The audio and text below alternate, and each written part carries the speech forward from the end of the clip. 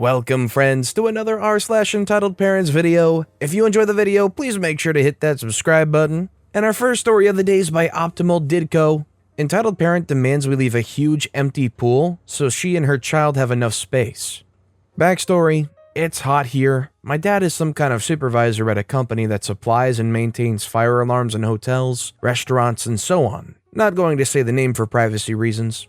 In one of the hotels, client of the company, my dad is a friend with the owner. So me, my family, and up to 2 friends can come to their pool without being guests of the hotel and without paying a dime. So as I said, it's hot at this time of the year. Almost all of the daytime, 9 a.m. to 9 p.m., is above 30 degrees Celsius, 86 Fahrenheit.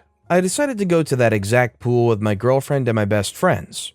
So I called the owner, we're friends also along with my father, and let him know. He said it's not a problem and we can come anytime we want. We went there about 2 p.m. when it's hottest, but most awesome in the water, since it's also kind of warm.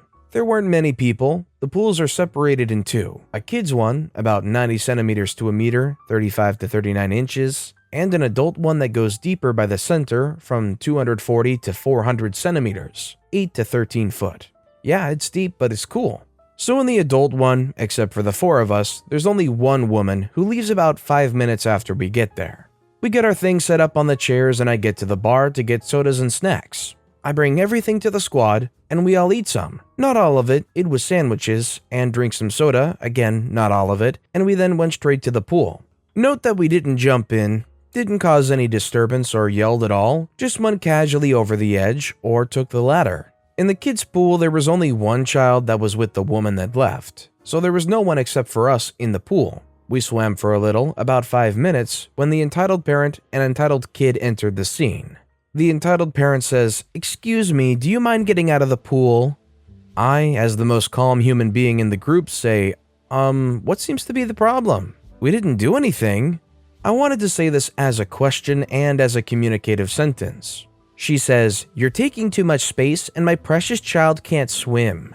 First of all, her precious child is about a 7-year-old boy who can't be in the adult pool.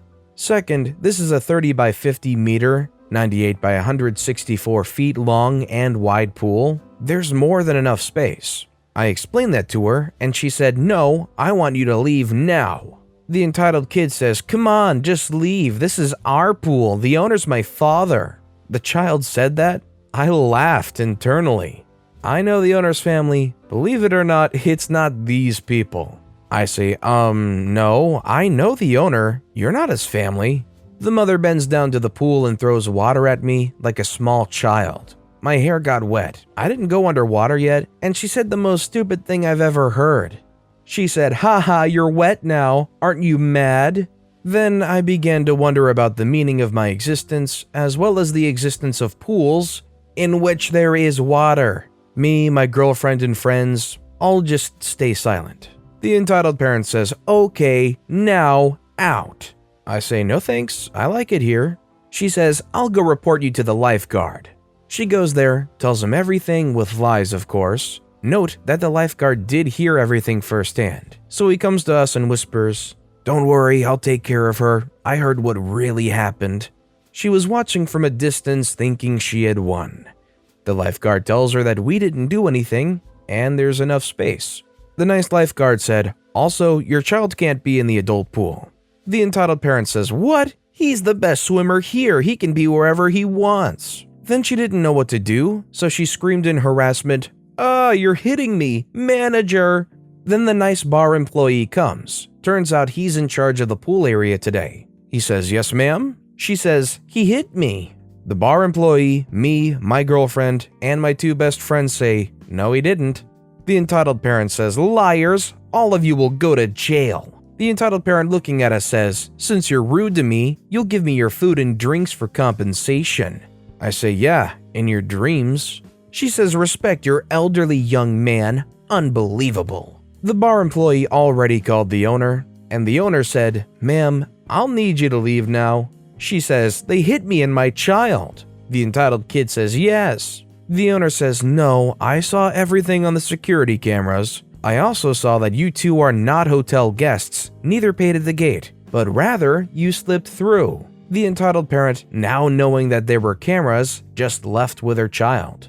The hotel owner apologized and told the bar employee to give us another set of sandwiches for free. We swam for another 15 minutes, got out and ate all our food. End of story? In a perfect world, yes. In this one, definitely not. After that, we went to change into casual clothing and got off the wet swimsuits. We took our belongings and left, saying thank you to the hotel owner and the bar employee. As we were leaving and heading towards the parking, we called my mom to come and pick us up. We see the lady waiting to confront us. She says, You stole my things and lied about everything. Give me my stuff now."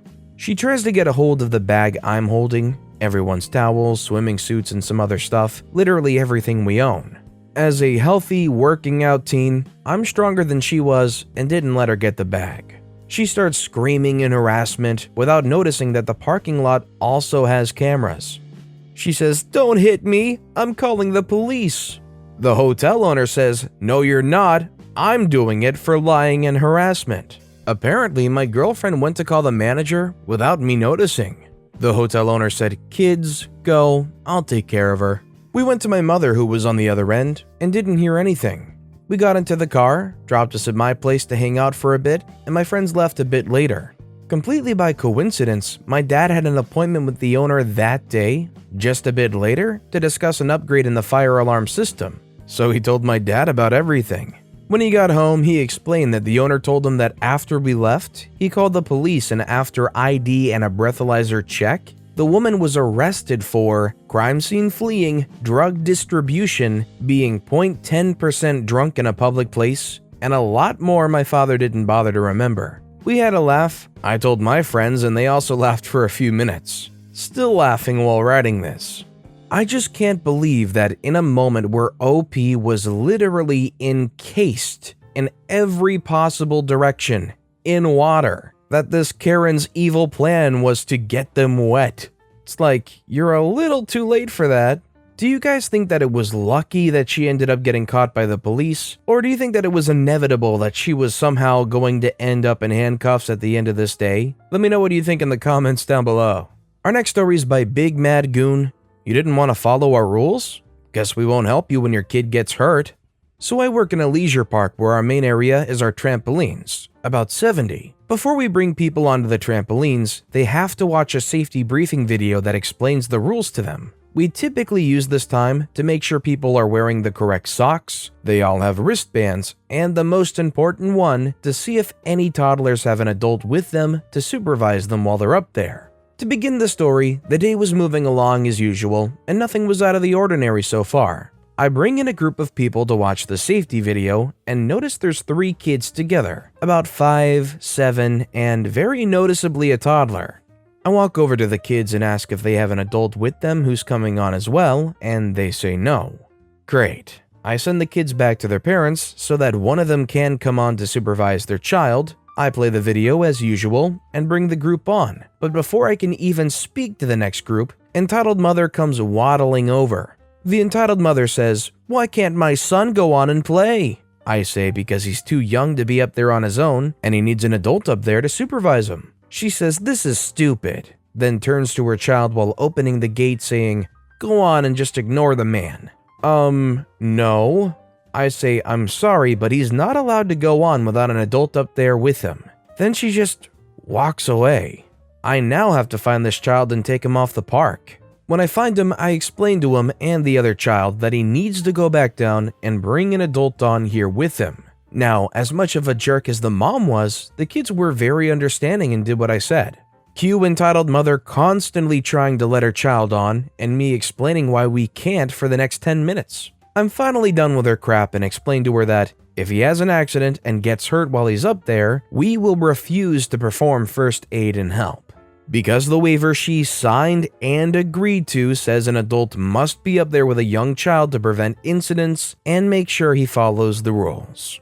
Of course, I get ignored again and she goes back to her table. Not 5 minutes later, I see the child is on the park, laying down crying and holding his ankle.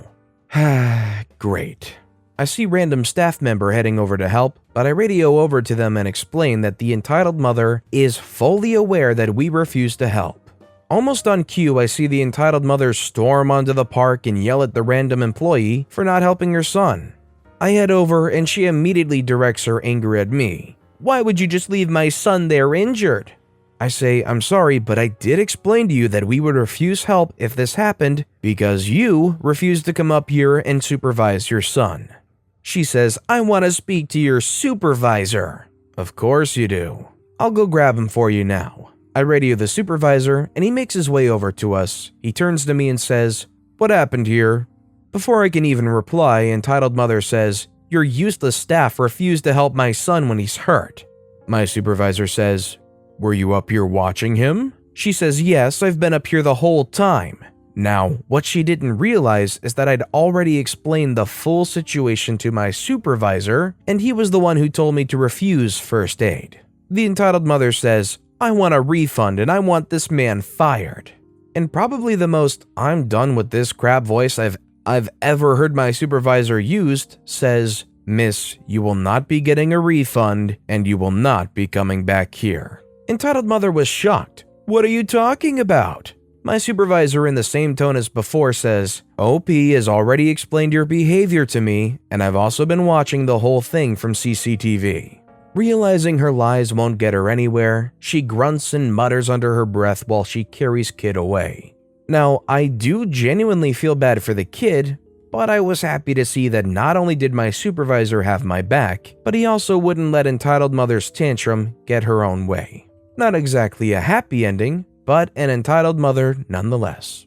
A definite salute to that manager who very easily could have just said, "Okay, miss, okay, it's alright, we'll just refund you, everything will be fine," but instead stuck to their guns and said, "No, I know this is what went down, I watched it go down, you're not getting anything." It would make me proud to stand there and watch her pick up her kid and waddle off into the sunset. And our final story of the day is by Rambo Robertson's 20. Entitled neighbor calls the police for noise in a new housing community under construction. So this is happening right now, 9:22 a.m. PST. I operate a concrete mixer. The company I sub for has 120 yards of shotcrete, usually for pools and reinforced walls, for a private residence in a beach community area. This is on a new housing construction tract. The area is still being built and there's currently only 2 homes on the road other than the 3 models. 7 a.m. on the dot, work begins. Our pump for the concrete isn't even here yet. My truck's just sitting on idle, drum is spinning. 7:09 a.m., an angry neighbor comes out with her young son screaming about this being private property. "We can't park here, we can't make noise so early in the morning," and woke her kids up. "We can, we're within construction hours." "We must leave or she'll call the cops." We explain that we're within construction hours, noise limits, permits up to date, and written permission by the landowner to be here. He has a second property about an hour away.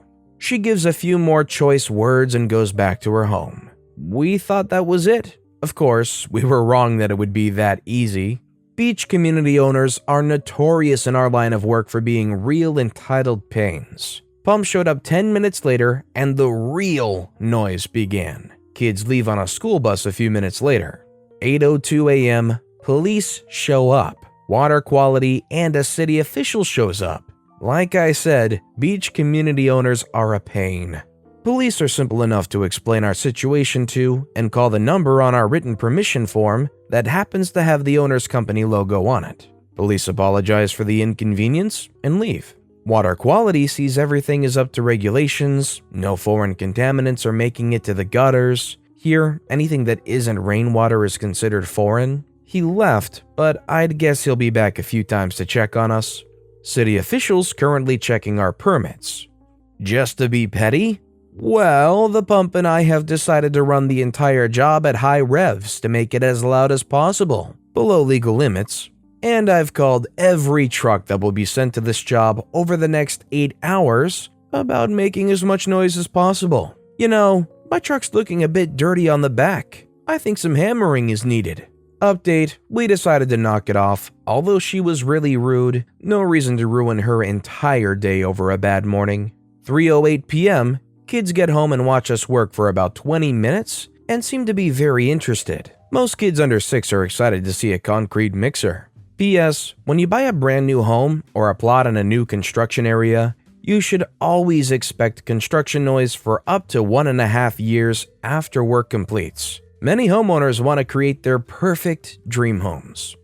OP said most kids under 6 are excited to see a concrete mixer, and that just warped me back to the 1800s when I was a little kid, and it makes me think about how when I was a kid, every time I saw a concrete mixer go by, I was like, whoa, that's amazing.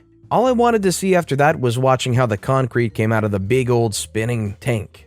But with that being said, that's all the time we have for today. So of all these stories I've read today, which is your favorite and why? Let me know in the comments down below. And if you haven't yet, if you could like and subscribe, that would mean a lot to me. Whatever you do, whether it's liking, subscribing, turning notifications on, all of it helps grow this channel, and I appreciate the heck out of it. So until next time, I'll see you all tomorrow with some more stories.